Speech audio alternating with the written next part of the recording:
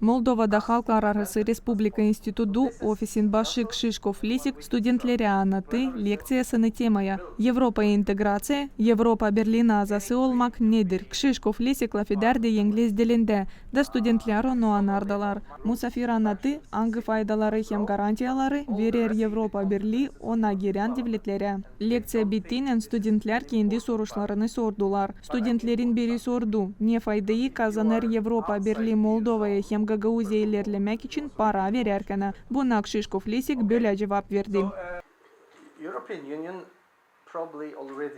Avrupa Birliği biz bili umutlanır. Hani Moldova onun bir payı olacak. Avrupa Birliği politikası bu takım kurulu. Yardım etme devletlere, hangileri gelecekte Avrupa Birliği'ne girecekler.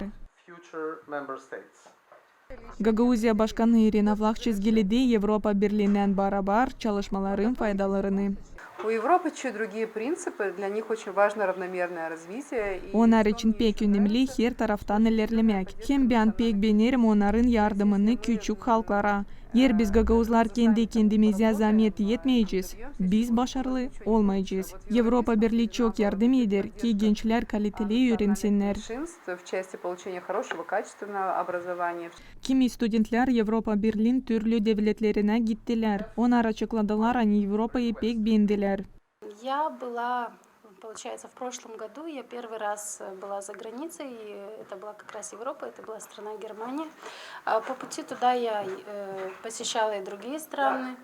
Что могу сказать, что мне очень было приятно видеть, какой у них там порядок, что у них там чисто, красиво, домики всех ухоженные, красивые. И, конечно, хотелось бы, чтобы у нас в Молдове то же самое было. Я была в Албании, в Польше, особенно мне очень понравилось.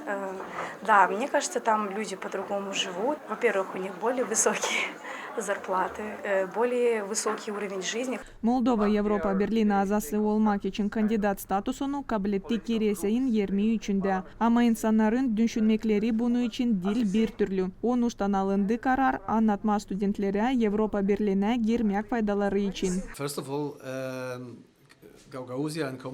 Gagauzya Moldova'nın bir payıdır. Biz institut olarak işleriz Respublikanızda umutlan. Hani o bir gün Avrupa Birliği'nin bir payı olacak. Biz isteriz insanlar ne kadar daha çok lazım bilsinler Avrupa Birliği için.